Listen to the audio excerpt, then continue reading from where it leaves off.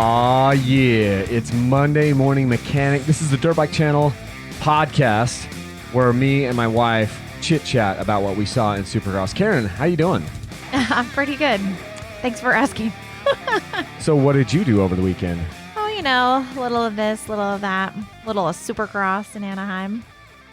Did you go to Anaheim? Yeah, I was there. Who were you with? I don't know, some cute guy. Some cute guy. Well, that's really good because I was there with a super hot woman who looked exactly like you. Yes, we were there in Anaheim together, and it was so fun. So what other races are we going to go to this year? That's a good question. I don't know, maybe Seattle? Seattle? Is that your vote? I don't know. I haven't got there yet. One day at a time. One day at a time. It's true. So it's Sunday night, and Karen and I have just gotten home. We've kind of got the kids to bed. Actually, we told a couple of the boys to put the baby to bed. We pawned the baby off on the boys. There's no school tomorrow, so we're like, well, let them just run a little while longer. Yeah. What is it? I don't know. Martin Luther King Day or something tomorrow. I'm not exactly sure. Is that what it is? I haven't looked at the calendar. School holiday. So yeah, we were down at Anaheim. It was the first time Karen and I had ever gone to Anaheim, one of the races. I mean, we've been there for Disneyland, but we'd never been there for Supercross. So we thought we ought to go down there and check it out, right? Good thing we did. A lot going on over there. You know what? And I realized, because I had to start this podcast over, and I realized what it is. My voice sounds different in my headphones. It's because my voice is still gone from yesterday. Oh, yeah. We both lost our voices from screaming and yelling and a little booing and... A lot of booing. Okay. I'm not even a booer, and I was booing. No, but I just realized right now what has happened because I started this podcast over just a second ago because something sounded different. I've heard my voice enough on voiceovers and everything. Something sounded different, and I was like, there's something wrong with the settings. But now I've just realized, no, it's just that I don't have a little bit of timbre in the back of my voice because I booed it out. I booed my voice out. Like, when has that ever happened? I don't know that ever that's happened in 15, 16 years of marriage. I've said boo like here or there, but I've never yelled boo at the top of my lungs before for as long as I could. Let's get to that in a moment, though. Let's talk about something a little more uplifting. Let's talk about some of the positive things. So, who did we see? Like, and we were busting around the pits. So, Yeah. wanted to thank Kevin Egbert with Moto Experts and Western Power Sports for getting us into track walk. That was incredible.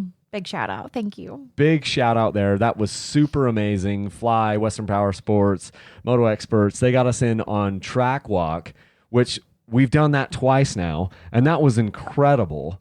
This time we got to go down the whoops. Yeah, and the funny thing is you know how they always talk about riders getting, all caught up in the whoops or cross-rutted or struggles in the whoops. I had struggles just walking through the whoops. I had to run and get my full steam ahead to get to the next one. Oh my goodness. That was really, if you've never, and honestly, it's almost like you have to know somebody, or I guess you maybe can pay for a fan experience or something. But if you can get down onto a track walk, if you've never done that, it's one thing, like the jumps they don't look that scary on TV. When you walk down by the edge, as far as you can down in the seats, then they look a lot more scary, right? If you can get down as close as you can to the track, you're like, no freaking way. But then when you're walking on the track, it's a totally different deal. For sure. It's like those jump faces are freaking terrifying. And some of them, like the jump face that Jet Lawrence ends up having a really scary unconscious moment on in the 250 main. We'll get to that in just a second. That jump face doesn't look that bad. It's not a jump face. It's a freaking wall hit that was for a speed check. They called it a double, but when we walked there, the face was basically vertical. Yeah, you can't see that on TV. We just watched it on TV just to kind of see what everyone at home got to see, and it is not the same. It is not the same in any way. Those whoops are freaking nasty. And then some of those, like I said, that one that Jet took the little nap on for a second because he was knocked out. I know he was knocked out. That is so freaking steep. You couldn't walk up it. You had to run up it. Yeah. It was so steep. Anyway, the track walk was super cool. We went around the pits. We said hi to some people. We got to talk to Zach Osborne for a second. That was fun. What did I tell Zach? How much you loved his pass. I'm like, Joey Savacci. I'm like, Zach, just got to tell you, Oh, when you man. passed Joey Savacci and you won the championship, because that's a big difference between what happened last night with Ferrandis just literally murdering someone, like Yeah. coming shot out of a cannon and just take him out, like complete, like I'm just going to, completely yard sell you and throw you 50 feet off the bike. Zach Osborne passed him super hard, and yeah, he did tear him off the bike, but it was 2 corners from a championship. This is round bloody 3. It's a big difference. Oh, anyway, we'll get into that later. But I told Zach how proud I was of him, And he asked us, what's Dirt Bike Channel? Because he saw our T-shirts. Yeah, I'm like, well, let us tell you all about it. I'm like, oh, it's a YouTube thing I do. He's like, oh, I'll have to check it out. And I'm sitting there thinking, He was cool. You won't check it out.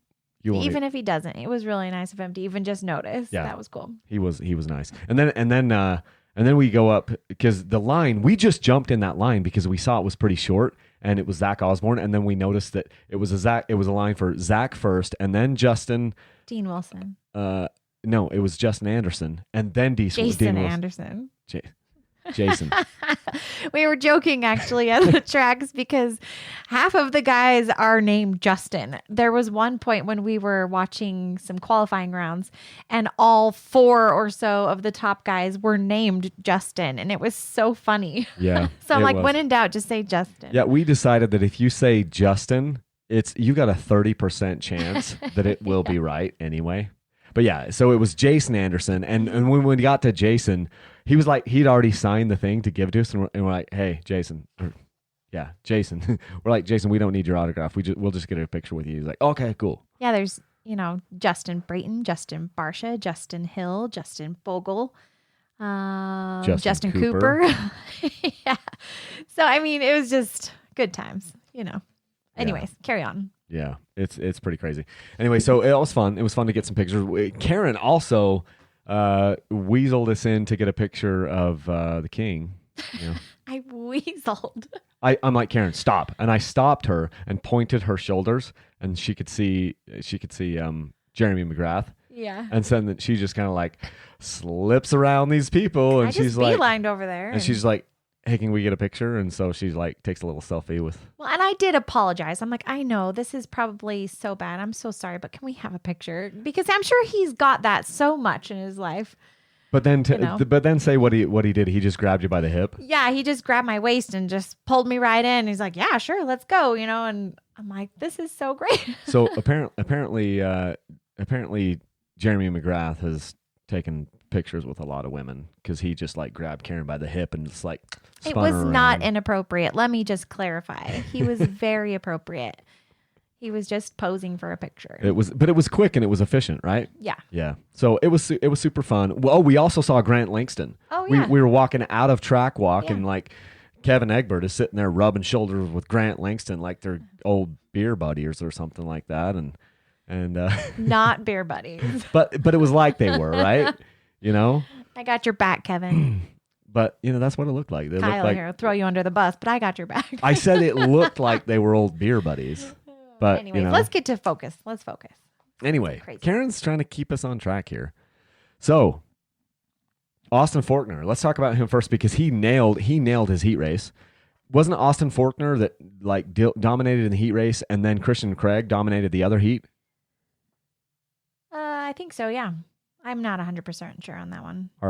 Because the heats. The heat. Sorry, I was thinking qualifying for some reason. I don't remember. Yeah. I think it was. I'm pretty sure you had Austin Faulkner that basically dominated Heat 1, and then I think Christian Craig dominated Heat 2. I could be wrong on that, but then when you come to the main in the 250s, let's see who wins. Dylan Ferrandis. Oh yeah, Christian Craig did qualify second. I'm with you now. Yeah, so Christian Craig was in that second heat, Mitchell and Oldenburg he dominated, right? third. Jet Lawrence was 4. Yeah. So the big story of the night, though, for me, is in the 250 is Jet Lawrence. Jet Lawrence was the big story for me. And Christian Craig. That was intense. Yeah, but we know. Yeah, but I'm just saying, for me, the big story of the night for the 250s is Jet Lawrence because he's a 16-year-old kid. He goes out there and he led like so many he led for more than half of that race. You know what I mean? As far as like, if you look at laps led, 16 laps led. He's 16 years old. Yeah. Right? That was awesome. And the fact that it's him and his teammate, Christian Craig out there leading the charge for the first for the first half of the race. And then Dylan Ferrandis comes through there. And Dylan Ferrandis is in third place. And you've got Jet out in the lead. And then Craig in second. And what is Dylan Ferrandis? Since Dylan Ferrandis was one of your favorite riders about 24 hours ago right now, Dylan Ferrandis was one of your favorite riders. So why don't you tell us what you saw right in front of us, Karen? Oh, Dylan. Yeah. He completely took Christian Craig out, and he made Christian Craig look like a rag doll and shot him about 6 tough block lengths, whatever that may be. I don't know. But it was crazy dirty, and I'm not a major fan anymore. Yeah. And then we watched it back on TV because we'd heard some people that were sitting right next to us that said, yeah, my buddies at home said it didn't look that bad, but it happened right in front of us. And we were just appalled. We were horrified by what we saw. We were watching it because that's where everyone was looking. Jet was far enough ahead that you're watching Dylan Ferrandis, the defending champion, come up on second place. Everyone was watching that. At that point, the only people watching Jet Lawrence are the people that don't really know what's happening, or maybe just Jet's family, because you could see like this impending thing. Mm-hmm. Because at that point, Dylan Ferrandis was obviously making up ground. Because I think he started what did he start? He started like 7th. So he was coming through the pack. He was obviously riding really amazing. And then he just comes in there after that finish line jump, and he literally just goes straight at Christian Craig. Yeah, and in his post interviews, he was saying that he was already crashing by the time he hit him. I don't know about that. But what I do know is that right-hand turn there, it wasn't a banked turn. And I had been watching people all day and all night on that turn, and I felt like that one red tough block was out too far, and it wasn't banked. And so for someone to make an aggressive pass, it was just a small little berm. Yeah, it was teeny. We were out there, and for someone to make an aggressive pass, not that pass, but an aggressive pass, would be too much for that place, because you would go sliding. Because it's a flat. Yeah, it's flat. He tried, like Christian Craig is using the only berm that there is, which every other person did. So then he got pushed just a couple inches into that, and his tires hit the tough block, and up he went. He got completely launched. Like the problem with me is, so that turn, instead of being a 90-degree turn, that turn was about 110 degrees. And just like Karen said, it wasn't a berm. It was just like they had a teeny little bump, and you'd hit that thing and go, and everyone was taking it to the very edge and almost crashing off that tough block. That tough block got moved like 17 times during all the racing last night. You guys couldn't see it on TV, but we could see it because we were watching the guys pick it up and move it again. Yeah, we were literally right in front of it. And so here's Dylan Ferrandis. You've had all of the qualifying. You've had your heat race, and you've gone halfway through the main. You know that is a horrible place to pass somebody, because you're going to pass somebody on the flat coming into out of a 110-degree turn. Yeah, he wasn't not thinking. Wait until you've actually got a rut. Wait until you've actually got a freaking 180. There is no rut where you tried to pass him. And so you're going to go in at 200 miles an hour and try to pass somebody on the flat? You freaking moron. Yeah, and he had plenty of time to pass him. It was 7 minutes or whatever. He was halfway through the race, and Dylan Ferrandis was going to pass Christian Craig eventually. He caught him.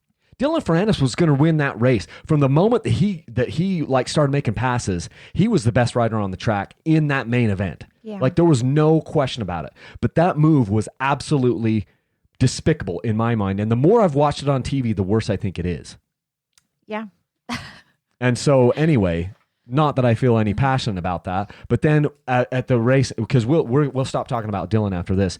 After the race was over, he goes through, he makes that crazy move on Jet, which we'll talk about in just a second when we talk about Jet Lawrence. But he goes and he wins the race. And when they do the interview, Karen, with him on the stage, what happened? Well, there was 2 interviews to be specific. One interview was, what's her name? The cute blonde lady. It's gone. Will Christian. Yes. So when he was interviewing with Will for TV, that was separate. And people maybe could start to hear that or see that he was talking to her. But when he was interviewed, was it Daniel Blair? Probably Daniel Blair. For the stadium. For the stadium, that's when the place erupted with boos. And so some of the boos that people saw and heard on TV. For Cooper. Yeah. Wasn't for Cooper or even Brandon, they were not targeted at him because we could only see in the stadium, what we had on our screens and whatnot. So when the whole place erupted, there were people flipping him off and booing and yelling all kinds of swear words. And, it was really uncomfortable, really loud and really passionate, Yeah, there were 3 different times where we were trying to boo him off the stage. And I've never heard that loud of booing at any event ever, anywhere. And you couldn't tell on TV how loud it was because we just watched it and it was crazy loud. Yeah, it was really, really bad. And it was enough that it broke up his train of thought. I mean, and you couldn't see it on TV because it was 2 different things were happening. Like Karen said, 2 or 3 interviews were happening all at different times. We booed him at least 3 times. But yeah, I saw grown women standing up, giving him the double bird. I mean, he everyone that was around us was just like so pissed off at Dylan Ferrandis because we could all see what was happening, and he did not make any fans last night. I mean, he might have gotten a few more fans on Instagram. It was funny because on Instagram we noticed he was averaging about anywhere from 30 to 100 comments on his posts or whatever. His posts from last night, we saw that 2 hours after the race, it had like 2,000 comments. Yeah, like people ripping him, just F you and go back to friend, all this stuff. And it was not people. And then by this morning, there was 3,000 comments on it. He had that comment. He had that shirt on, this shirt he had that post on Instagram. This shirt saves lives. Yeah. And everyone was just ripping him like, yeah, but you don't by taking people out. You're out there trying to kill somebody. Yeah. Anyway. And the crazy thing is, like we said, if Ferrandis would have just waited a little bit longer, he would have passed Christian Craig. And I bet that when he passed, oh gosh, what's his name? Jet Lawrence. Sorry. When he would have passed him, I think it might have not been so catastrophic for Jet, and maybe both, Christian Craig and Jet could have finished the race on the podium. That's my personal hypothesis. If he would have just, been cool about it and not been so aggressive. Yeah, because he was gonna pass Christian and Jet no matter what with how he was riding. And so if he would have just passed Christian normally, wouldn't have taken Christian out, then he would have caught Jet faster, and he would have passed Jet with like 5 minutes to go probably. And Jet wouldn't have been riding out of his mind. Let's move on to Jet, because Jet was so impressive. He really was. Like, to me, Jet was the most impressive thing that I saw yesterday of anything, right? Here he is. The kid comes in. He qualifies 4th, and he goes out there and he just like rides out of his mind, leads for 16 laps. This is only a 15-minute race. He basically led the entire thing. And 16 years old. Yeah, and so he's out there, he's having laying down crazy awesome lap times, but then he kind of has that brain fart with about 2 minutes to go-ish over in that one corner, as far away from us as we could get, so we didn't see it. We just saw him getting back up on the bike, and at that point, he had lost it mentally. Mm-hmm. And now he had an 11-second gap on Dylan Ferrandis, and he does that kind of little dumb move over there in the corner because he's just riding over his head, and he's never been in this. And fitness might be a thing, but mental fitness, all these things. And now he's out of his mind. He gets back on the bike, goes through that rhythm section, comes down, hits the 90, and comes down the third base line towards us, and nearly throws it away in the whoops. Mm-hmm. And then wheelied through 2 of the whoops. Then he hits that 180, and he goes through the whoops again. And almost crashes, and then he goes up the dragon's back towards the finish line, almost crashes. I mean, it was just like everyone in our section was just going, breathe, slow it down. Calm down. Everyone was like, calm down, slow it down. You got this.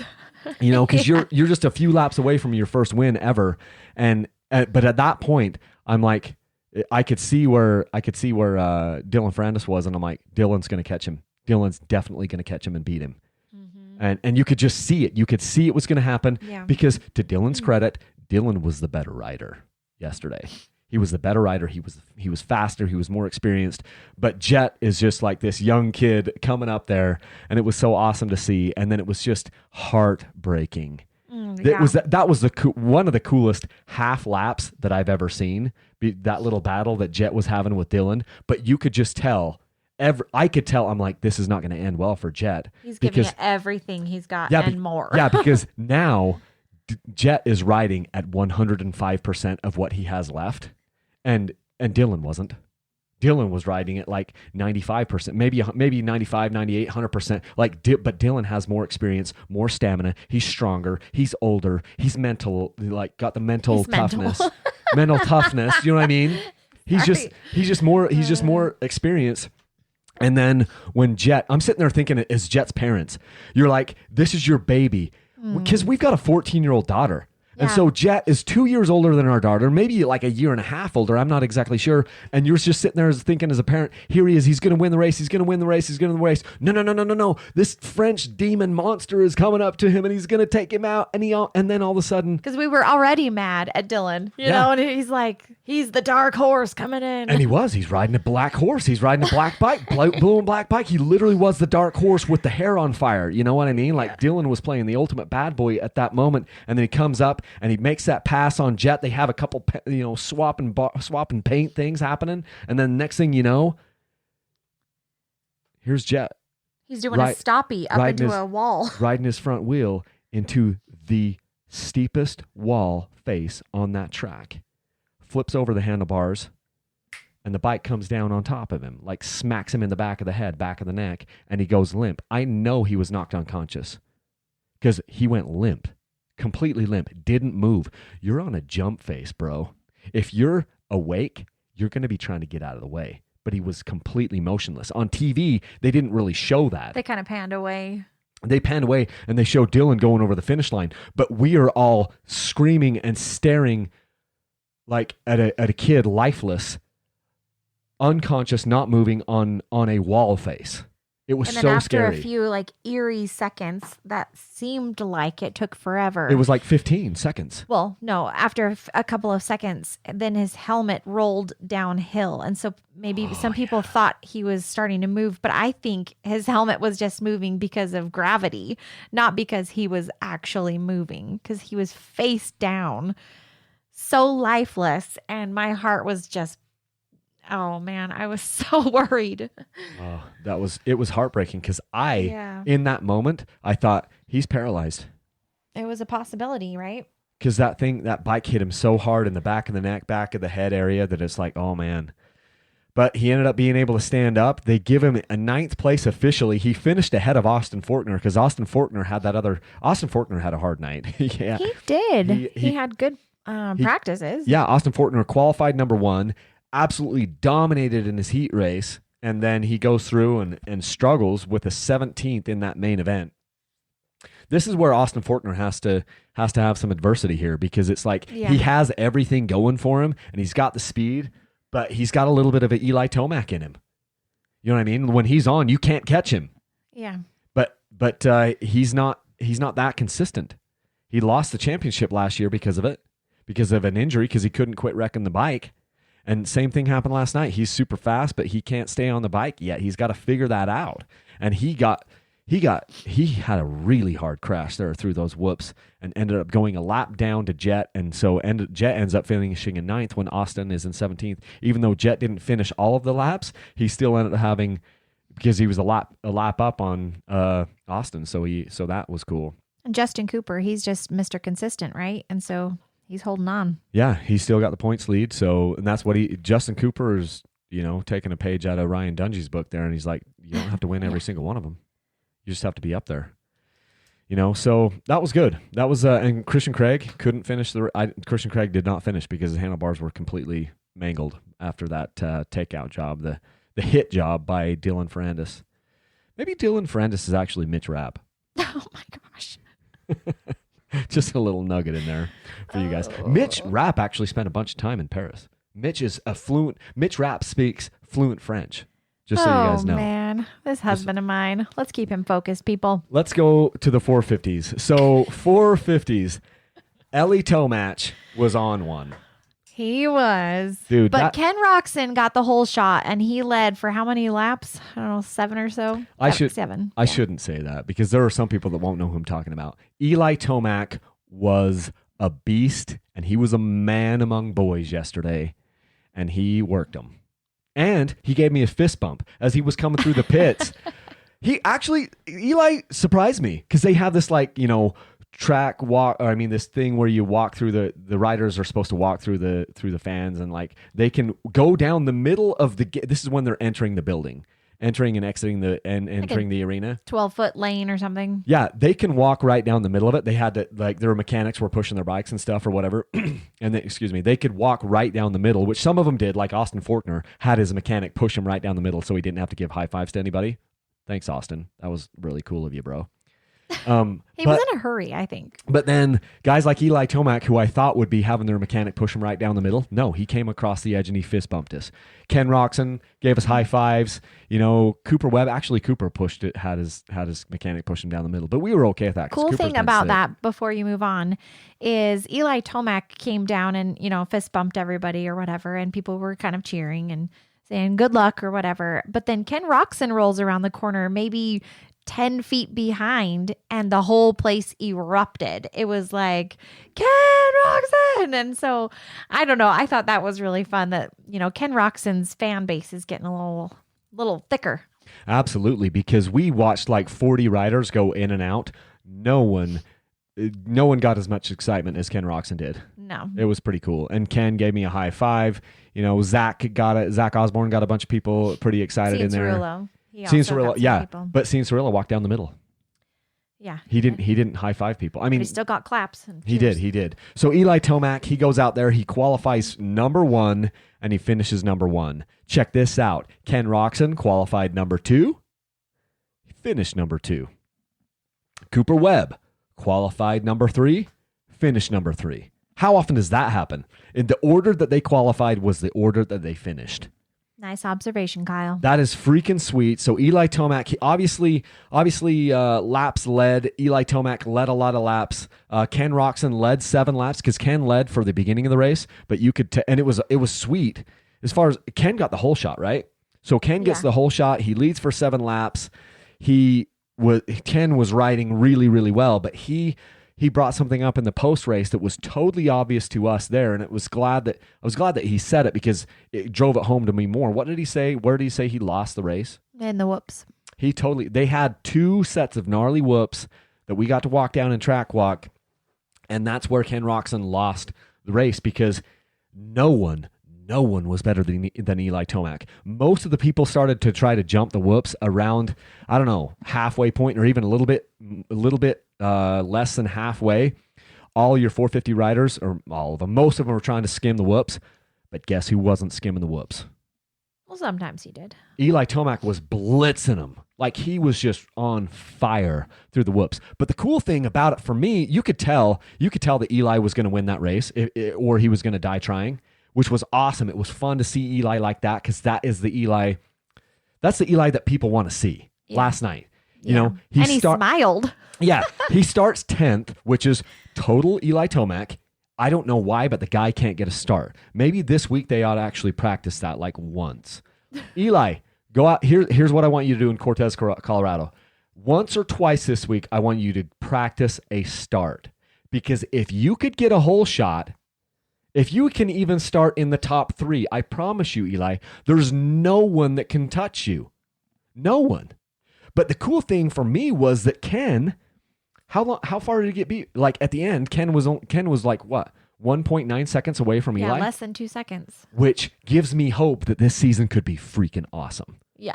And Cooper Webb was right on his tail. Exactly. So within just a few seconds, the top 3 riders crossed the checkered flag. Which was amazing. That's what we want to see.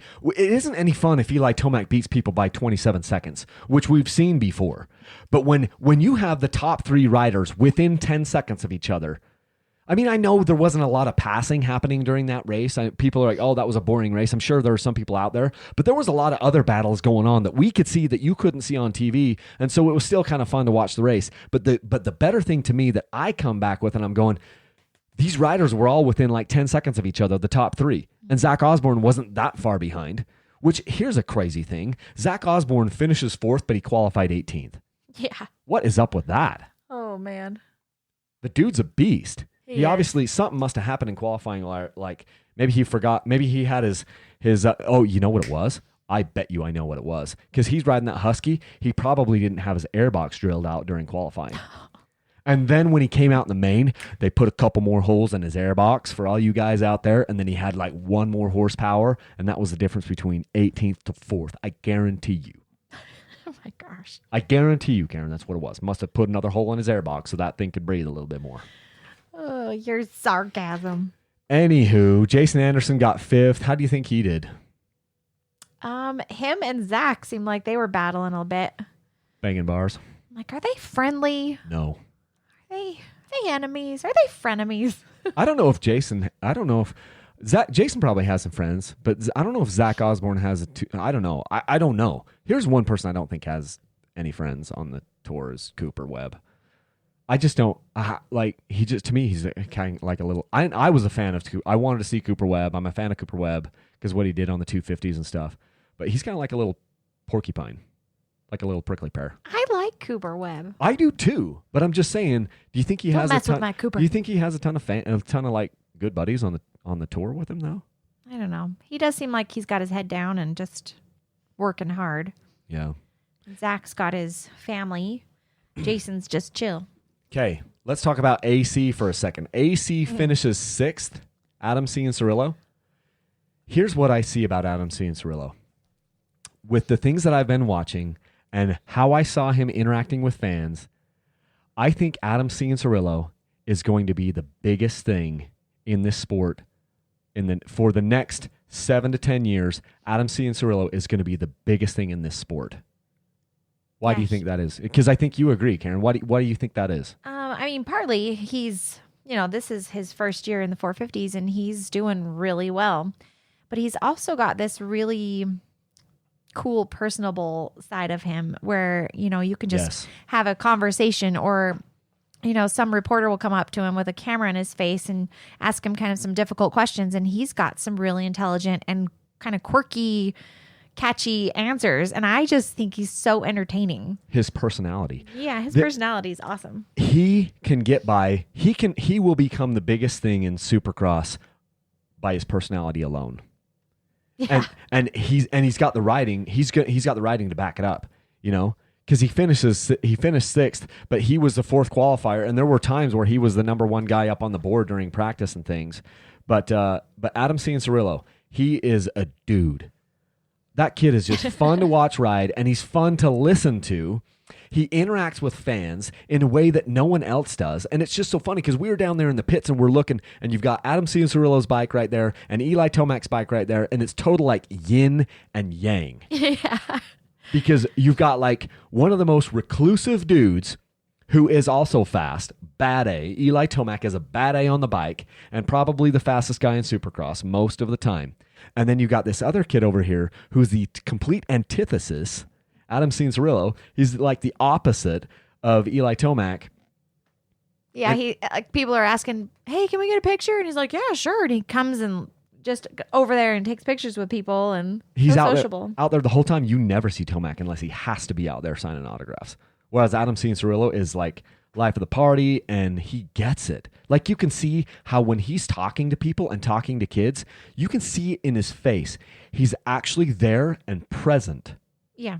And taking interest in people. You can tell that he cares. And I'm going, if you could take that personality and stick it in the bodies of some of these other people, like how much more money could you make? Seriously. Yeah. I mean, because Dylan Ferrandis said something on his Instagram post that I thought was kind of telling, or it was in one of his interviews or something. He said something like, I'm not here to make fans, I'm here to win races. And I get, Dylan, that you're here, you're being paid to win races, but you're missing a whole other side of this thing, which is you will not be able to make enough money. It's very rare that you make enough money to set yourself up for the rest of your life in racing, but you can set yourself up for the rest of your life by endearing yourself to fans and endearing yourself to the industry, into the sport. And that's what an AC is doing. That's what a Jeremy McGrath has done. That's what some of these guys have done better, like Ricky Carmichael. He's like transitioned over into that, something that like Ryan Villapoto hasn't really done that well. Ryan Dungey hasn't done that well either. Maybe they will, but like, let's follow McGrath, what he's done. Have a better personality, be more personable, be out there. It's super fun. Like Aaron Plessinger. He's fun to watch too. Well, he is super fun, and even to a lot more extent is Chad Reed has done it well. And it was fun to see. Chad Reed said that it was his like 70th. No. They'd had like 70 some races at Anaheim, like 72, and Chad Reed had been in 48 of them or something like that. Yeah, that was really cool. At Anaheim. And that was his last time to race in Anaheim. Yeah, so that was fun. He was pretty emotional. He got up there because he won the LCQ. Chad Reed had to go to the LCQ, and so he got a chance to like speak to the fans, and he actually gave a pretty dang good little speech. Yeah. He's like, I'm sorry, it sucks that I'm up here. It's the first time I've ever won an LCQ in Anaheim. He might not have LCQs were not his thing until the last couple of weeks, but like, he gave a really nice, heartfelt speech saying thank you. He said something like, this is, because he's talking about Anaheim. He's talking about the Angel Stadium. And he's like, this is Jeremy McGrath's house, but I sure had a lot of fun playing in it. Yeah, that was class act. Yeah, it was really, really cool. So anyway, fun to see that. Not a ton of other things to go over here, I guess, Aaron Plessinger in 17th or 15th. I mean, I don't know what's going on with the guy. I think maybe he went down again. I don't know. It's hard to watch that. Justin Barcia ended up losing the points lead because Justin Barcia falls back to 9th, which then ends up giving our boy Ken Roxon the red plate for next week in Glendale, Arizona. So that's super cool. Although the riding in the 450 wasn't quite as like crazy as the riding in the 250, the way that it ended up, I was pretty happy with. Eli Tomac 1, Ken Roxon 2, Cooper Webb 3, Zacho in 4th, and Jason Anderson in 5th. That's a stacked. And then you got Adam Cianciarulo in 6th. Like, that is a stacked top 6. That was awesome. There are some people out there that think like Supercross is down or something because we don't have a dominant rider. I actually kind of feel the exact opposite. I feel like there's more parity right now, at least right now in here, than I think there has been since I started paying attention to it. Because these guys are fantastic riders, do we have a Ryan Villapoto or a Ricky Carmichael or a James Stewart in there right now? Maybe not, but it's almost better because you never know what's going to happen. We have no idea. Any of those guys, any of those top 6 guys, in fact, and Justin Barcia down in 9th. Here are people that could legitimately win next week in Glendale. Eli Tomac, Ken Roxon, Cooper Webb, Zach Osborne, Jason Anderson, Adam Cianciarulo, and Justin Barcia. I think all of those guys could win next week. Justin Brayton is in 7th, and Malcolm Stewart, I don't know if they're quite there yet. So basically, I just listed out the top 6 riders, and then I added in Justin Barcia. So I legitimately have 7 people that I believe could win easily next week. Don't you think, Karen? Yeah, and I hope Chris Blosta is good. Is that how you say his name? Because he's an Arizonian. Chris Blost, yeah. So 7 guys that could win next week. So Karen, are we going down to Glendale? Probably not. Probably not, unfortunately. Triple Crown. Karen's from that area, so she's a Chandler girl from the Valley. Yeah, I love my AZ. So, but we decided to go to Anaheim, and I don't know. We'll have to figure out where we're going to go. We're definitely going to go to Salt Lake, the final round, and we may go to one more. If I could talk the boss into going to 2 more, maybe we will. The boss? Oh, you mean me? Yeah, you. Yep, she's the boss. I belly laughed on that one. Anyway, well, that was super fun. I am so glad that we were able to go. Karen, my wife, is the best person to travel with. I was telling her this. It's so amazing. I'm so blessed to have her in my life because, well, not just because of this, but one of the reasons I'm so blessed to have her in my life is she's so fun to go places with. And the fact that we got there to the pits at we showed up to the race at 11:15, and we stayed until everything was over. We were there for essentially 12 hours, and she was loving it the entire time. She never complained once. She loves it. She's just as big as a fan as I am. Best day ever. Except was, when I had to boo. I yeah, didn't like that part. But everything else was so fun. So I just wanted to thank Karen for coming with me and just enjoying this ride. It is so much fun to hang out with these races, or hang out with you at these races and go on these little trips with you. Well, Thank you so much. Okay. I love it. So that's our Monday morning mechanic episode for Anaheim 2. And we'll catch you guys next week when we break down Glendale. Thanks, guys, and leave a single track.